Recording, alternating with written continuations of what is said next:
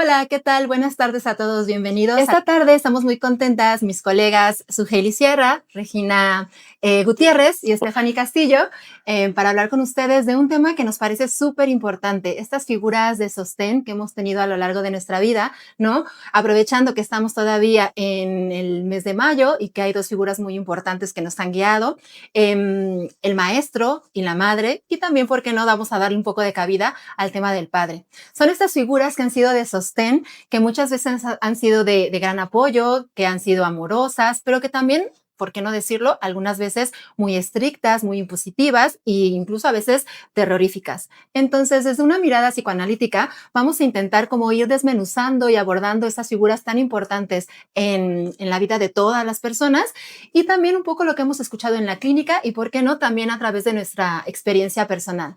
Entonces, esperamos que les guste mucho este tema y vamos a darle a la carnita. ¿Cómo ven? ¿Con cuál quieren empezar? Pues con la madre, ¿no? Es quien con la madre. Como todo esto. Que nos trajo este y además mundo. primero festejamos a la madre. Exactamente, exactamente. Mamá Polly. Sí, mamá pollito.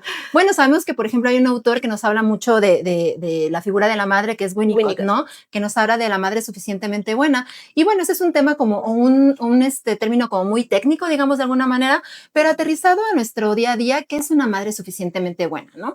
No es esta madre perfecta que todos tienen como pensado, ¿no? Que de repente una madre que todo el tiempo está al pendiente de su hijo y haciendo todo por él. Abnegada, todo el tiempo al pendiente y destruyéndose a sí misma para poder estar, no. Eso y perfecto, no significa, ¿no? También. Eso no significa la madre suficientemente buena. Buena. La madre suficientemente buena es aquella que es capaz, pues lo que hemos visto, ¿no? De apapachar a su hijo, de guiarlo y también muchas veces frustrarlo, ¿no? Dar un sostén, como dice el término, suficientemente bueno para que el niño pueda desarrollar las capacidades que le van a permitir adentrarse en la sociedad de una forma más amigable, por así decirlo, y que precisamente es a partir de un sostén en el que le va a dar las satisfacciones, que le va a permitir las cosas, que se las va a acercar, pero que también va a tener sí o sí que hacer frustraciones, porque la frustración también es parte de un correcto sostén, ¿no? Totalmente. Un sostén tiene que tener frustración. Totalmente. Es una madre que camina contigo, que te acompaña, que te sostiene, pero no que te resuelve, no que te quita los golpes de enfrente.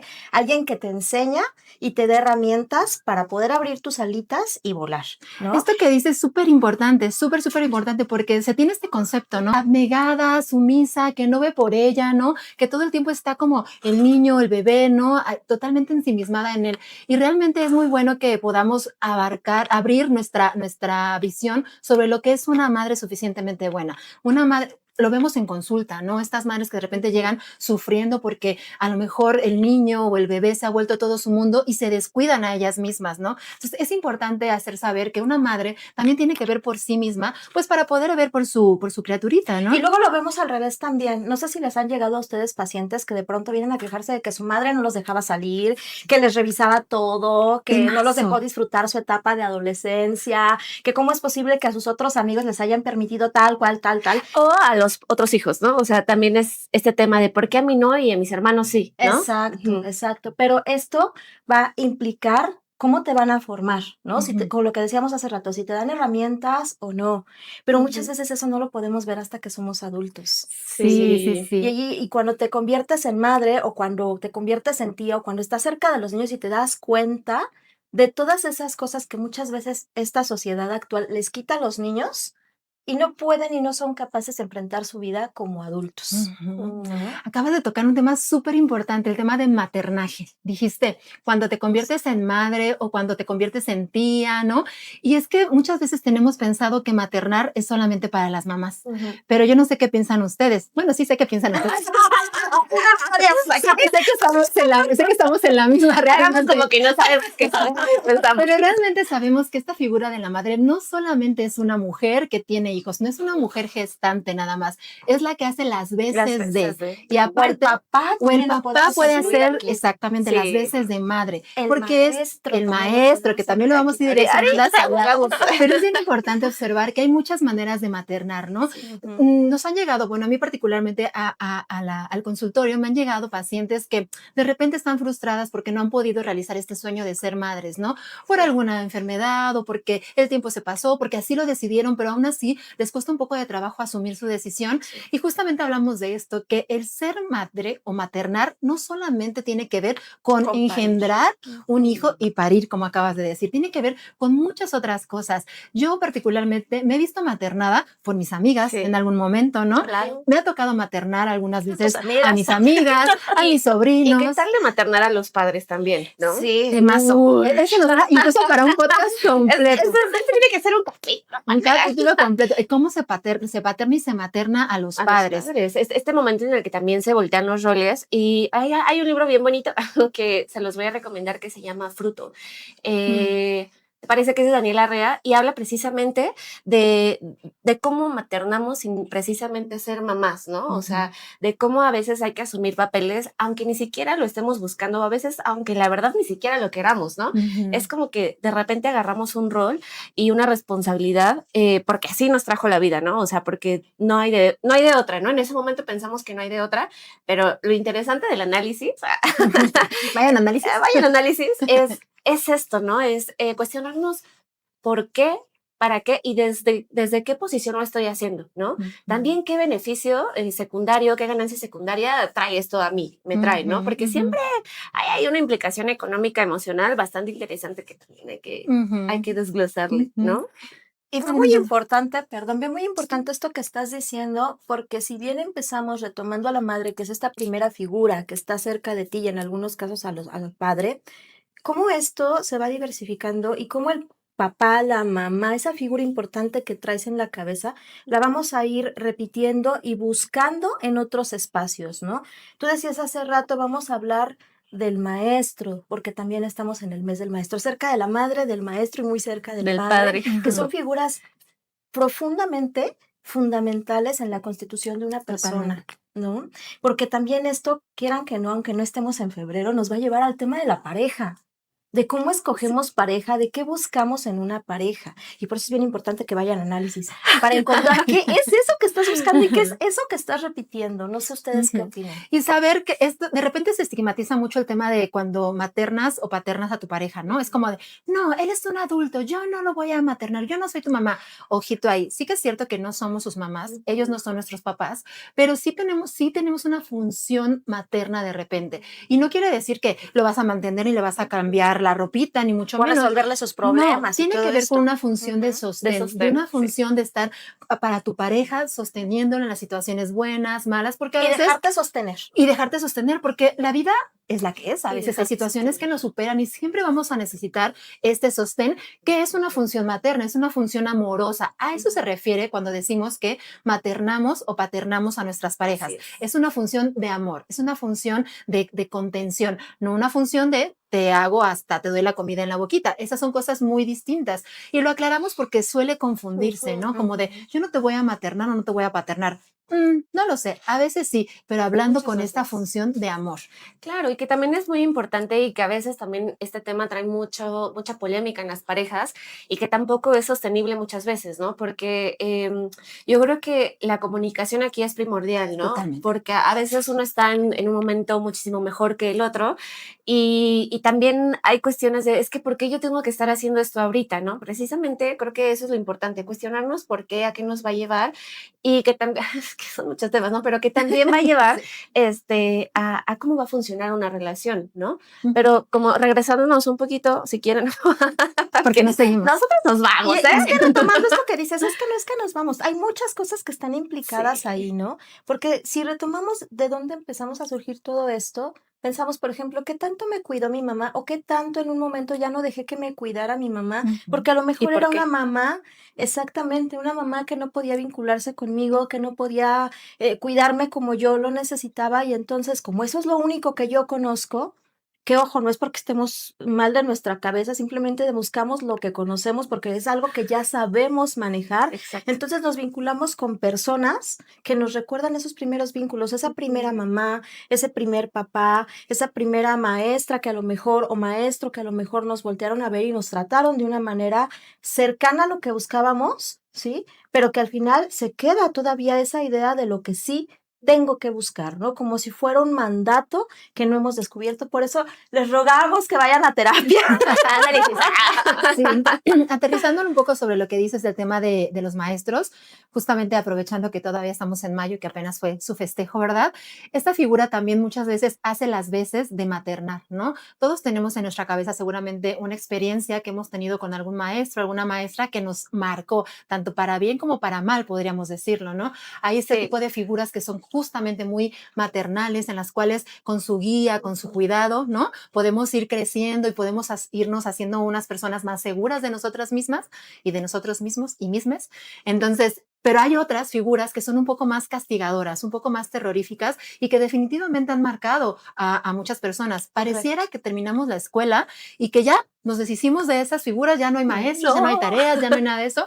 No, esas figuras las introyectamos y las tenemos para siempre. Y por eso es importante ir como abordando qué han significado para nosotros esos maestros, esas figuras que han fungido muchas veces de padre y de madre. Porque algunas veces cuando llega un niño a una escuela donde en su ambiente de hogar es pues hay mucho caos, es un ambiente hostil, llegar a la escuela muchas veces es como este bálsamo, ¿no? Donde el maestro te ve por primera vez, ¿no? O la maestra te ve por primera vez y te dice, aporta eso que no claro, te ha dado tu mamá, tu claro, papá, ¿no? eso es bien importante, más que aportarte como contenidos o conocimiento en sí de historia o geografía o matemáticas, este contenido de amor, este contenido abrazador. Y se me ocurre, no, es que justo se me ocurre como, se me vino a la mente cuando esas primeras veces de los niños que llegan a la escuela, ¿no? Con este terror de la primera vez de dejar tu casa, ¿no? De tu lugar seguro y pues muchas veces hay este temor, este llanto, esta desesperación porque tu mamá no te deje ahí con un extraño.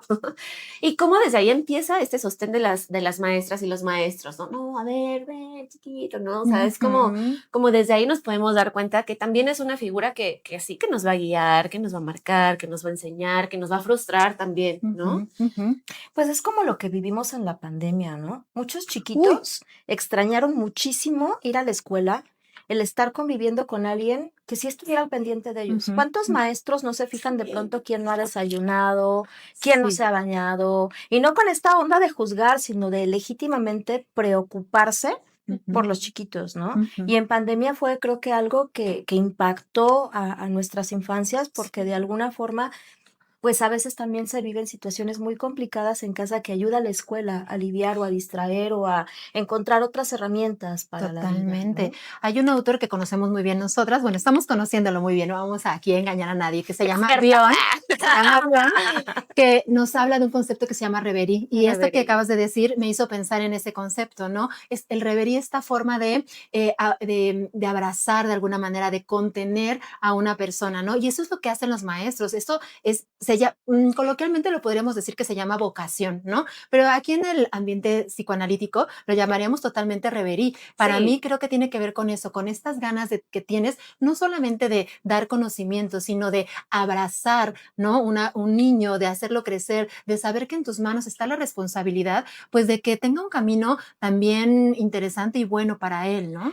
Y también de acrecentar su seguridad, ¿no? Totalmente. O sea, por ejemplo, yéndonos por la línea de Bion, y de la reverie es como tomar todos estos miedos, todas estas inseguridades, todo esto feo que el niño muchas veces, no solo el niño, también nosotros como adultos, ¿no? En la maestría podemos también, o yo lo digo, me ha tocado, estas inseguridades y miedos de decir, ¿sabes qué? No, es que no puedo, lo que sea. Y entonces una labor hermosa de los maestros, no de todos desafortunadamente, pero es tomar todos estas creencias, ¿no? Y transformarlas y devolvértelas de una forma tan hermosa de decir, sí puedo, ¿no? Me va a costar, pero tengo de la mano a este profesor, esta profesora, que me van a ayudar a llegar a este punto. Y se me viene ahorita el nombre de la doctora Palomino. ¡Ay, doctora, la amamos!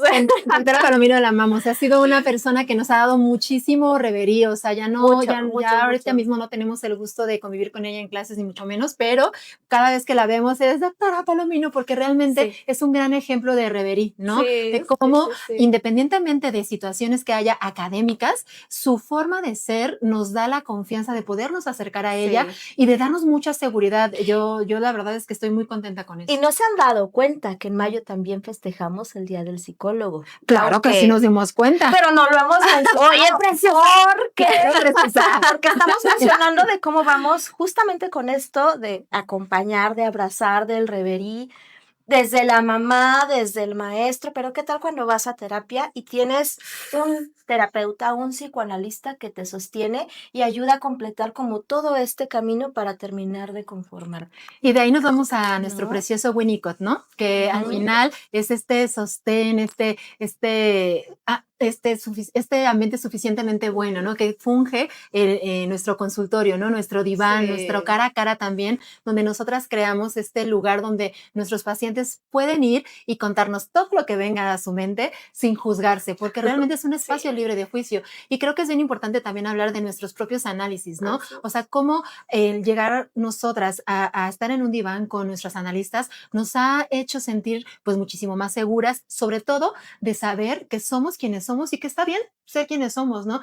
El psicoanálisis, como lo sabemos, siempre apuesta a la subjetividad, va direccionado a respetar la subjetividad de cada individuo, persona, ¿no? Y eso es como muy, muy importante. No estamos buscando de ninguna manera como encajarnos en el molde o el estereotipo que nos marca la sociedad, ¿no? Sino descubrir en el psicoanálisis a través del análisis y de nuestros analistas y este reverí, quiénes somos nosotros y aceptarnos tal y asumir lo que es ser un ser pensante, ¿no? Y hacernos responsable de eso y vivir bien con ello.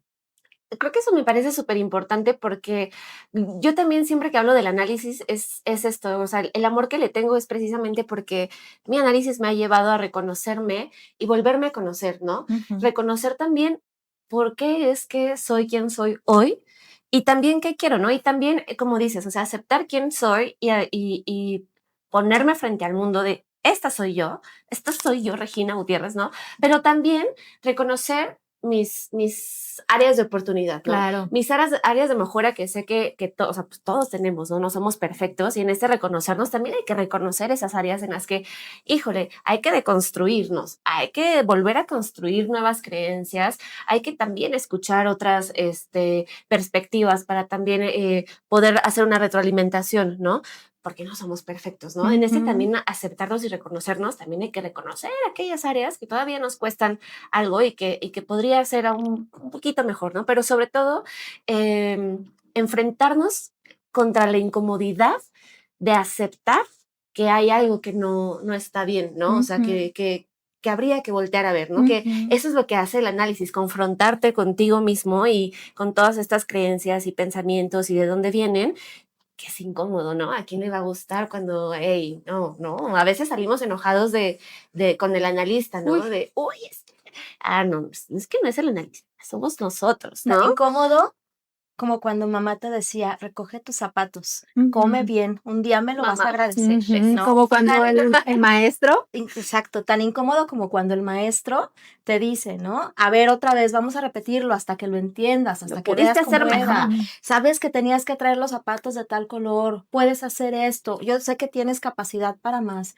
Entonces, creo que es importante también reconocer que estamos hechos, constituidos, creados, imaginados a partir de varias personas, incluso antes de saber que íbamos a estar aquí presentes. Diría este personaje que nos encanta tanto, Lacan, estamos hechos a través de significantes, ¿no? A través de la mirada del otro, ¿no? Y esto es bien importante porque creemos que somos seres auténticos, ¿no? Exacto. No. Estamos constituidos, como bien lo acabas de mencionar, por la mirada de un montón de personas que han pasado por nuestra vida, ¿no? Y eso es algo bien bonito también. De repente cuesta trabajo aceptarlo, pero es bonito saber que todas las personas que han pasado por nuestra vida, pues nos han dejado algo. Y es nuestro trabajo saber qué hacemos con ello, ¿no?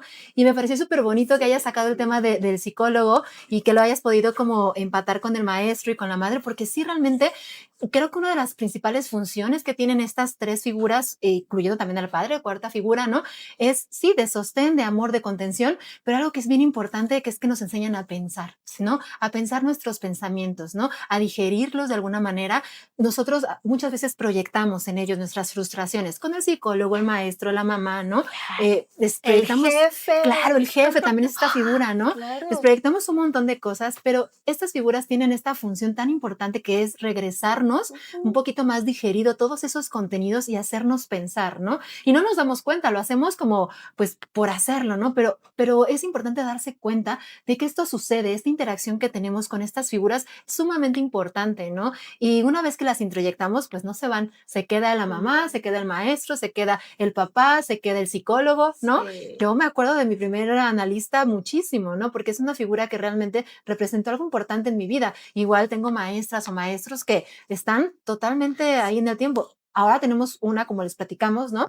Que nos marca muchísimo, pero bueno, en nuestra primera infancia seguramente hubo por ahí alguien que también nos marcó, ¿no? Incluso parejas, ¿no? Porque hace rato hablábamos de cómo vamos construyendo. Hay parejas que alimentan, que nutren, que acompañan, que te ayudan a crecer, ¿no? Y en donde tú también puedes depositar eso en ellos, de ayudarlos a crecer, a Sí, acompañar. Y hay otras que, pues, no han tenido la posibilidad a lo mejor de verse de otra manera y terminan destruyéndose porque no pueden encontrar esa forma.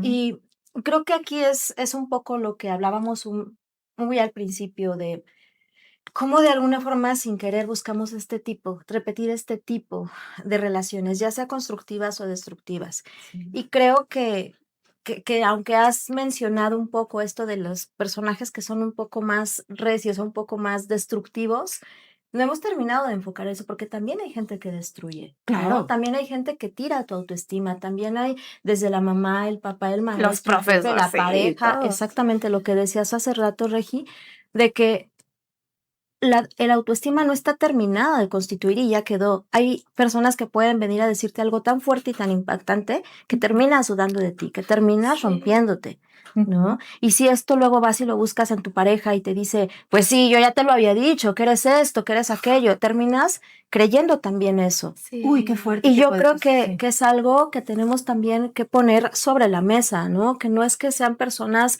débiles porque te pasan este tipo de cosas o que no tengas el carácter para salir de esa relación, simplemente qué estás repitiendo en estas nuevas relaciones, porque a lo mejor no has podido ver esas personas nutritivas, no porque seas incapaz de mejorar tu vida, sino porque a lo mejor no conoces o huyes de eso que no conoces. O todavía no sabes, ¿no? Que necesitas o que quieres salir de ahí. O sea, también una negación, ¿no? O sea, que muchas veces no somos capaces de ver, Exacto. ¿no? Que no sabemos a lo mejor que necesitamos salir de ahí, ¿no? A lo O que mejor tenemos otras opciones. exactamente. Y a mí, por ejemplo, me gusta decir mucho de que muchos dicen para bien o para mal, ¿no? Para mí es como para bien y para mejorar, ¿no? Ay, qué bien. Porque pues, no es este positivismo tóxico, no, es para bien y para mejorar. Hay cosas malas que nos van a suceder que yo en mi subjetividad voy a pensar que son malas, voy a creer que son malas, pero yo elijo tomarlo como para mejorar, ¿no? O sea, la vida es así, ¿no? Y nuestra constitución es eso. Siempre estamos en esta ambivalencia, ¿no? En el amor-odio, en el bueno-malo, ¿no? Bueno, ¿qué vamos a hacer para cambiarlo, ¿no? Para mejorarlo, para, justo, ¿no? Todas estas otredades, ¿no? Que nos constituyen de alguna forma, pues no siempre ha sido de una forma positiva, ¿no? Y eso también es importante y ha sido bueno porque de ahí hemos elegido para mejorar, ¿no? Ay, no, es que para mí, no, pues para mejorar, ¿no? O sea, pero para ver eso y para llegar al punto de ver el quiero mejorarlo, hay que voltear a verlo, ¿no? Hay que enfrentarnos a eso y aceptar que desafortunadamente no todas nuestras personas que deberían de ser constitutivas, la mamá, el papá, no siempre hicieron lo mejor, ¿no? Y no porque sean malos, sino porque también ellos, como dicen, ¿no? Hacen lo que pueden con lo que tienen y con lo que también aprendieron, ¿no? Y también reconocer eso es difícil, ¿no? Claro. Es difícil y por eso este capítulo es interesante porque no podemos tampoco idealizar esas figuras, ¿no? Es verdad que decimos, ay, sí, los papás, la mamá, los mejores del mundo, los profesores, sí, claro que son una parte muy importante, pero pues también hay que reconocer que dentro de esta idealización, pues también hay que aceptar que no somos perfectos, ¿no? Ni ellos ni nosotros, ¿no? Y que eso es lo que nos hace también crecer. ¿Y que infancia no es destino?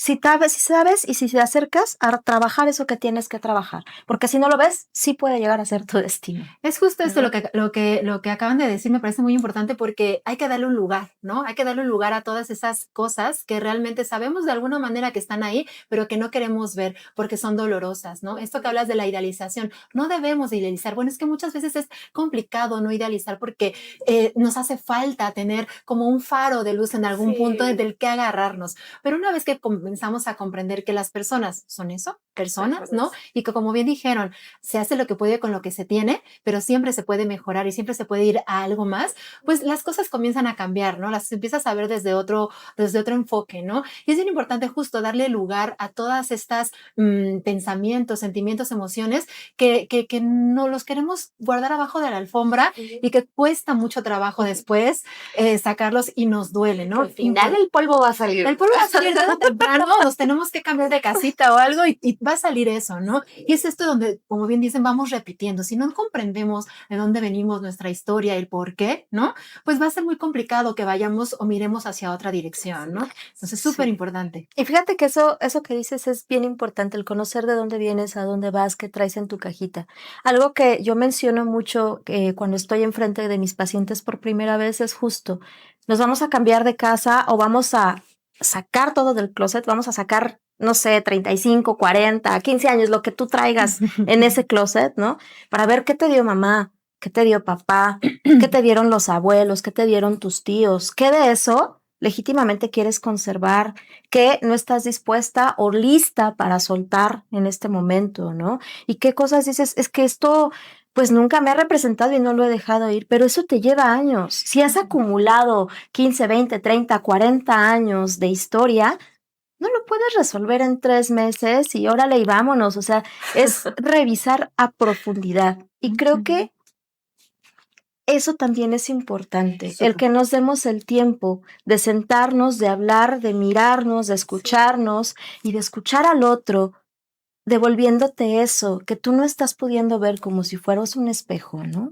Eso que dices me remite otra vez a Winnicott en la parte del continente contenido, ¿no? Todo esto que vivimos al final ha sido nuestro continente, ¿no? Y qué ha habido en ese continente que nos hace tener estos miedos, estas frustraciones, ¿no? Esto, y me parece bien bonito, ¿no? Que lo manejes también así en consulta, ¿no? O sea, porque al final es lo que nos constituye, ¿no? O sea, no es solamente de que, ay, es que vengo porque troné con el novio, ¿no? Decías esto del positivismo tóxico, ¿no? Y hilando un poco con esto que estabas diciendo, justamente tenemos como el tema de las redes sociales y todo eso que nos dicen cómo tienes que ser, ¿no? No se le da cabida a la tristeza, no se le da cabida al enojo, no se le da cabida al odio. A la imperfección. A la imperfección. Al tiempo en ti. Claro, y esas son cosas que están ahí, o sea, son constitutivas. La envidia, el enojo, el amor, todo ese tipo de cosas, o sea, ya vienen en el paquete. Ya vienen en el paquete, una vez que naces, ya viene ahí. Y eso es bien importante que le demos un lugar. Pareciera que todo tiene que ser perfecto, que todo en redes sociales es una vida feliz, todo el mundo viajando, idealización. Y es muy importante que nos demos cuenta que no, que somos seres humanos y así como nosotros tenemos muchas cosas que trabajar, pues imagínense nuestros padres con mucho menos acceso a herramientas como la terapia, como libros, como el internet, ¿no? Como el poder quejarse. Eso es decir, ni siquiera muchas veces tenían permitido ser vulnerables, ¿no? Sobre todo hablando de los papás, ¿no? Que pues en esta cultura machista en la que pues todavía estamos inmersos. Incluso de las mamás. O sea, ¿cómo te puedes quejar de ser madre? Esto es algo muy nuevo. Ay, ese es un tema buenísimo también. Anótala también. Pero sí, ¿no? O sea, es como las redes sociales, que igual me encantaría después hablar de eso. Justo, ¿no? O sea, es un ideal al que estamos ya sometidos y el que es importante, ¿no? También destruir, ¿no? A ver, o sea, ¿qué sí y qué no, ¿no? ¿A quién estoy eligiendo seguir? ¿A quién estoy eligiendo ver? ¿A quién estoy eligiendo escuchar? ¿No? Y creo que también es bien importante, ¿no? Porque al final creo que las redes sociales, desafortunadamente, ahorita están siendo constitutivas para las infancias. ¿no? O sea, ya muchas veces, ya ahorita no están siendo tanto los profesores, ya no están siendo tanto los papás, son las redes sociales los que están formando a los niños en el pensamiento, en el criterio, ¿no? En hacia dónde están volteando a ver, ¿no? O sea, creo que también ese es un tema muy importante porque ¿qué vamos a tener en un futuro, ¿no? Y parte de nuestro trabajo es eso, trabajar con ello, trabajar con la realidad, ¿no? O sea, como, por eso también es muy importante que sepan, ¿no? Llevar a los niños también al análisis es una belleza, ¿no? O sea, porque a veces dicen, no, no, él todo bien, ¿no? No. O sea, también Ni cuenta se da. hay mucha, ni cuenta se da. Ah, los niños se dan cuenta de todo, señores, de todo. De todo. Eso que acabas de decir de las redes sociales es muy importante, el cómo se está volviendo constitutivo, ¿no? Cómo va cambiando el tiempo, vamos evolucionando de alguna manera y todo va siendo diferente. Y esto me hace pensar justamente en los significantes que atravesaban estas figuras de las que estamos hablando, ¿no? Al padre, al maestro, a la mamá, ¿no? ¿A cuál otro estábamos hablando también? Los psicólogos. El psicólogo, Oye, estaban atentas. Pero justo había en épocas pues anteriores, ¿no? Como estos significantes eran muy rudos, ¿no? La figura del maestro era esa figura justamente impositiva, castigadora, ¿no?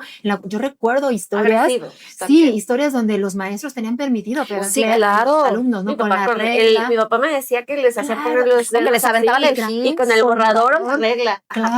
Claro, y esto era una cuestión justamente de la época también, ¿no? Por aquí nos dicen también que sí, que así es. Sí. Entonces, la verdad, confirmamos todos. Confirmamos, pero afortunadamente eso ha cambiado, ¿no?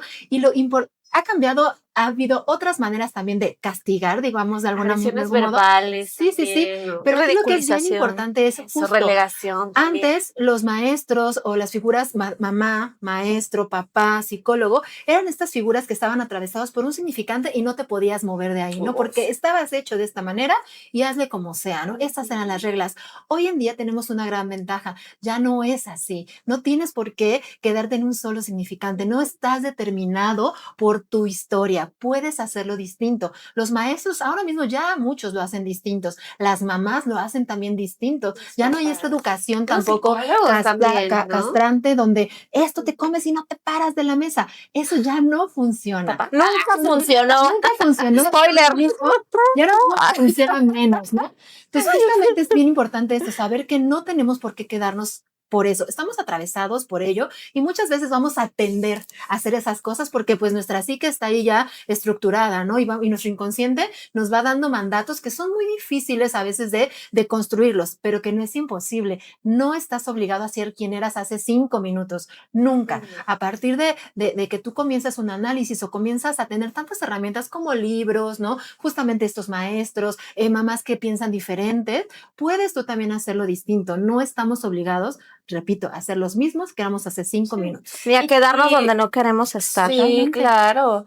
No, y también que la parte más difícil de aprender es desaprender, ¿no?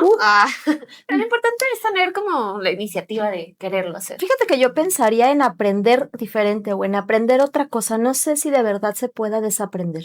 Puedes deconstruir, siempre lo puedes cuestionar. Exacto. Y entonces aprendes algo diferente y lo transformas, pero está ahí. Y hoy sabes que eso no funciona, lo resignificas justamente. Y lo pongo sobre la mesa y lo menciono porque de alguna forma muchas veces la gente va a terapia buscando desaprender ciertas cosas, quitarte ciertas cosas. Que le digas cómo hacer las cosas. Digas cómo hacer las cosas.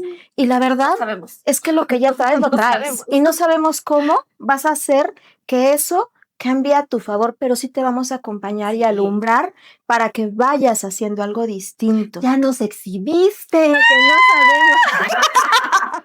Eso debe ser un intercambio de pensamiento, porque al final del día sí sabes qué pasa con el ser humano. Sí sabes cómo se constituye el ser humano. Bueno, sí sabemos, ¿no? Pero no sabemos tú en particular.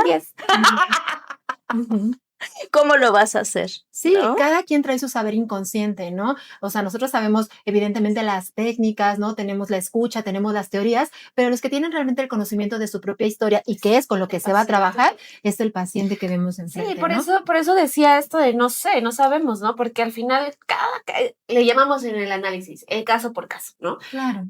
Pueden estar atravesando 2 pacientes por la misma situación, o sea, aparentemente una separación, por así decirlo, pero ambas historias son totalmente diferentes y nuestra escucha va a ser diferente. ¿Por qué? Porque va a ser desde la subjetividad de cada uno de ellos, desde la historia de cada uno de ellos. Por eso es como, pues, no sé qué hacer contigo, ¿no? O sea, más bien no sé qué tengas que hacerlo, vamos a ir descubriéndolo, pero tú eres quien lo va a sacar, ¿no? Tú eres quien va a descubrir hacia dónde yo estoy aquí, como dices, bien, acompañándote, ¿no? Y siendo este canal de escucha que te va a permitir apalabrar aquello, ¿no? Que necesitas escuchar, que sabes, que no sabes, pero que lo vas a palabrar, ¿no? Y creo importante aquí también mencionar que el psicoanalista trabaja diferente por eso, porque va a ser una investigación con base a ti, a tus necesidades, a lo que tú de alguna manera estás demandando en ese momento. Y a tu historia. A tu historia. Y que eso es solo para ti, es una investigación solo para ti. No puedes aplicar esa misma técnica, esas mismas palabras, esa misma forma en otros pacientes. Definitivamente no. Entonces, cuando haces una investigación en psicoanálisis, es esa persona en particular. Por eso no sabemos. Por eso hay muchas personas y teorías que van en contra de esto porque creen que el ser humano siempre se va a comportar igual, pero es que ni siquiera en la medicina toda la gente reacciona igual al mismo medicamento o al mismo padecimiento, ya que es exactamente lo mismo. No todos tuvimos el mismo padre, la misma madre, aunque seamos hijos de las mismas personas, no nos vamos a constituir de la misma manera, ¿no? No vamos a elegir el mismo, no sé, padre borracho en el esposo borracho, porque a lo mejor la otra va a escoger un esposo completamente abstemio y está eligiendo exactamente desde el mismo lugar, pero de una mirada diferente. Desde una subjetividad Desde diferente, una ¿no? subjetividad diferente. Exactamente. Ahorita que decían esto de esta subjetividad y de que no sabemos, ¿no? Es me hace pensar en lo que decía también justamente Lacan, ¿no? ¿De dónde colocamos a estas figuras, ¿no? ¿Dónde colocamos al maestro, al psicólogo, a la mamá, al papá, ¿no? Los colocamos en este lugar de sujeto supuesto saber. Y es por eso que viene la idealización, ¿no? De repente nosotros pensamos que ellos saben, ¿no? Observamos nosotras mismas con nuestros profesores, de repente así es que los vemos como de, así, ¿no? ¿Por qué? Porque los colocamos en este lugar de sujeto supuesto saber. Sí. Creemos que ellos saben, y sí saben muchas cosas, pero no saben lo que nosotros sabemos. Y eso es a lo que le apostamos en la clínica, sí, al estudio y a la investigación de la propia historia. Apostamos a la subjetividad, ¿no? Y eso es bien valioso porque en un mundo donde estamos todos como queriendo ser copias, ¿no? Todos traen el mismo corte de pelo, escuchan la misma música. Se operan de la misma forma. Apenas lo platicábamos, ¿no? Que hay estereotipos, ¿no? De que de repente son el mismo ojo, el mismo labio, el mismo todo, lo cual no vemos que sea algo negativo propiamente, pero es particular observarlo, ¿no? Cómo tendemos, ¿no? A querer encajar de una manera, porque, ojo, es algo muy natural también, todos queremos pertenecer, todos queremos ser mirados, ¿no? Pero eso, los que realmente sabemos somos nosotros, entonces tenemos que hacer esta investigación para encontrar nuestra propia subjetividad y nuestro propio lugar en el mundo, porque todos tenemos un lugar específico en el mundo, que no es el mismo de la vecina de enfrente o de mi hermano o de mi hermana. Todos tenemos nuestro propio lugar y somos valiosos simplemente por ser. No tenemos que parecernos a nadie, solamente tenemos que ser. Y eso ya es bien interesante y bien valioso. Oigan, chicas, y ya que estamos en esto, a mí me gustaría conocer alguna historia, hasta donde ustedes se lo permitan también. Y empezamos con lo de alguna figura sabroso, que haya sido muy importante para hacer un cambio en su forma de ver, no sé, la pareja, la vida. Ay, mana, tengo unas historias que podamos contar acá. Bueno, yo creo que la más reciente, diría yo, que tiene que ver con la maestría, fue con la doctora Lourdes Quiroga. Saludos, doctora, nuestra directora de la maestría, que al inicio pues entras, ¿no? Como con todas estas ganas de decir, oh, sí, claro, que me quiero seguir preparando, ¿no? Quiero aprender un chorro y te encuentras así con una realidad en la que dices, híjole, no era tan fácil como yo pensé que iba a ser. Y estuve a punto de reprobar su materia, la materia de la doctora, nuestra directora además. Híjole, pues para mí fue muy terrorífico, porque además la doctora tiene mucha presencia, ¿no? Y sí que impone, ¿no? O sea, sabe mucho. Todo el mundo sabe que la doctora impone y pues sí puede ser terrorífico, la verdad. Entonces cuando me vi en esa situación dije, pues ya valí, ¿no? O sea, no sé qué voy a hacer. Tuve un encuentro que también no fue como el más favorable con ella en clase, que ahí es cuando decimos, no, no siempre estas personas van a ser como perfectas, ¿no? O sea, todos estamos, eh, todos la podemos regar en algo, ¿no? Y en esa ocasión no voy a contar como esa historia, pero sí fue como ahí un encuentro que tuvimos no muy favorable. Y dije, bueno, ¿y yo qué voy a hacer, no? O sea, y dije, pues a ver, la maestra ya se formó una versión de mí que yo sé que no soy, ¿no? Y entonces, ¿qué voy a hacer? No me voy a pelear con la directora de la maestría porque sí puedo Porque ser va y maestría. sí puedo ser muy rebelde y puedo ser a veces muy irreverente. Pero sí respeto mucho a mis profesores, ¿no? O sea, y la verdad es que tampoco quería entrar en conflicto, ¿no? Y dije, bueno, pues mi forma de defenderme va a ser a través de mi conocimiento, ¿no? De decir, de reconocer primero que la regué, ¿no? ¿No? O sea, que de verdad no estaba dando mi 100 y de decirle, bueno, me reivindico y soy quien soy. Pero a ver, cuando ella se acercó conmigo y me dice, pues demuéstramelo, ¿no? O sea, a ver si, ¿cómo dice? ¿De qué está hecha Regi? Y bueno, creo que para mí en la maestría la doctora fue un quiebre muy importante en donde yo me permití volver a construir, ¿no? De decir, bueno, estoy aquí porque yo elegí estar aquí, pero también qué voy a hacer para hacer las cosas como yo quisiera, ¿no? Y creo que ella, más que en su forma regia, ¿no? De perfección, ¿no? Porque la verdad es que la doctora, mucho conocimiento, me permitió, ¿no? Decir, bueno, la regué, pero me está dando esta confianza de decir, reivindiquemos y tú puedes, ¿no? Esto que decía hace rato de, puedes hacerlo mejor, ¿no? O sea, y a veces es incómodo reconocer que no lo diste, ¿no? O sea, que no lo hiciste decir, sí, la verdad es que esto no me representa, bueno, ¿qué voy a hacer? Entonces, de ahí en adelante, miré con otros ojos a la maestría, vi con otros ojos a los profesores, a la doctora, por supuesto, nunca le agarré un rencor, al contrario, ¿no? Fue como de, pues, gracias, ¿no? O sea, gracias porque, pues, más allá de haberme juzgado y decirme, no, sabes que no sirves para esto, fue órale, impulso? ¿no? Ajá, o sea, a ver, sí puedes hacerlo, ¿no? Y la verdad es que sus palabras al final fue esto, a ver, eso es lo que yo esperaba, ¿no? O sea, que tú demostraras que puedes hacerlo, ¿no? Oye, qué poderoso eso que te haya dicho de esa manera. Eso es lo que yo esperaba. Te hace entender que ya lo veía desde antes. O sea, no es algo que se hizo de manera arbitraria, sino fue algo que ella observó en ti desde hace tiempo, antes de que tú te dieras cuenta.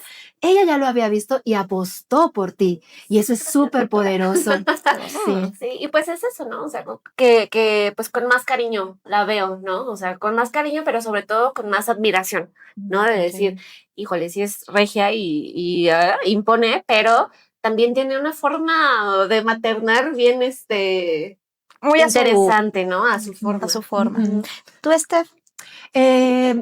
Pues yo tuve un profesor en la preparatoria, que no me acuerdo de su nombre, pero le decíamos el científico. Y ese es un profesor que nos daba física. Y todavía cuando hablo con mis compañeros de la preparatoria, de repente, todos quedamos de acuerdo que es un profesor que realmente nos enseñó muchísimo, sí, de física, ¿no? Pero aparte nos enseñó mucho cómo disfrutaba su profesión, porque era un maestro que realmente llegaba al salón y nos daba como mucha alegría. Todos estábamos esperando su clase porque nos encantaba, ¿no? Cómo nos hacía entender la física, o sea, no es una materia que digas muy sencilla, ¿no? Pero al final todos trabajábamos mucho para poder estar bien con él, porque era un profesor que realmente sentíamos que se preocupaba por nosotros, ¿no? Y este profesor es con el único que yo tengo una fotografía de la preparatoria, y de hecho estamos todos mis compañeros de la clase en esa fotografía, y no venía preparada, pero pero aquí está.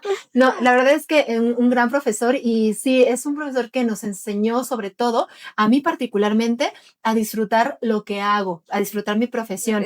Hoy yo no soy profesora de física, soy psicóloga, pero le puedo decir que amo lo que hago. Tengo la gran fortuna de trabajar en lo que realmente amo hacer, y eso viene de ese profesor. Ay, qué bonito, qué bonita Susu. historia. Híjole, yo también estaba en la prepa, fíjate, mi familia estaba pasando por un momento muy difícil. Había ahí como, ya saben, rumores de separación. Y pues yo estaba muy mal porque pues yo nunca había visto eso en mi casa, o cuando menos no de manera consciente, ¿no? Y estábamos en clase de actuación haciendo ahí un ejercicio con los ojos cerrados y de repente mis lágrimas. Y entonces el maestro terminó la clase y me dijo, ven, vamos a platicar, y salimos.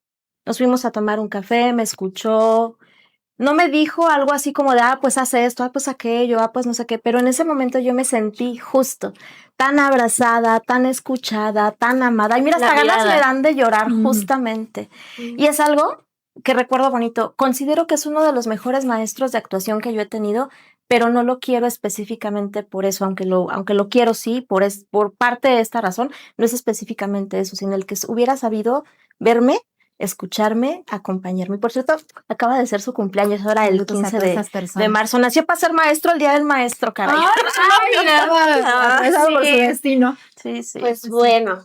Bueno, pues la verdad es que ha sido un gusto platicar con ustedes. Las amo. Platicamos todos los días, ¿verdad? Todos los días. Pero la verdad es que nos da mucho gusto poder también a platicar aquí en un contexto tan bonito, en un contexto de confianza y poderles traer a ustedes un poquito de lo que amamos, del psicoanálisis. Esperamos que sea de su agrado, que les haya gustado nuestra conversación y pues nos estamos viendo cada semana y bueno, pues coméntenos si tienen duditas, algún tema que quieran ver. Claro, que les interesaría ver desde el psicoanálisis, pero así, relajadito, como somos nosotras, psicoanálisis para la vida. Ya nos van a ir conociendo más. Psicoanálisis para la vida. Muy tranquilitas, pero bueno, muchas gracias. Saludos a nuestros padres. A nuestros maestros y a nuestros analistas. Bye. Bye. Bye.